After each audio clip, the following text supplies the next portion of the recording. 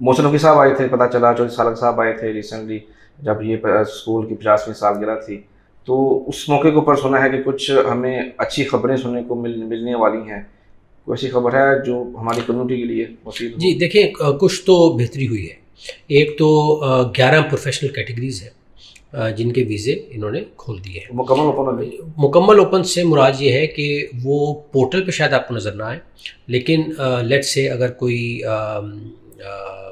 Chartered accountant ہے، کوئی accountant ہے، ٹھیک ہے جی، کوئی پروجیکٹ مینیجر ہے، اس کو ایک کمپنی یہاں بیسڈ ہے جو کہ اس کو جاب دیتی ہے، تو وہ جو کمپنی ہے اس کی یہ ذمہ داری ہے کہ وہ جا کے یہاں پہ جو آپ کا عمانی رائل پولیس کا، جو عمانی پولیس کا ROP کا جو آفس ہے، وہاں سے ان کو پیپر ویزا، وہ بائی ہینڈ جا کے ویزا ان کو کروانا پڑے گا. وہ لگ رہا ہے اس میں ہم ایمبیسی بھی خط لکھتی ہے، وہ ہم سے بھی لکھوا سکتے ہیں خط.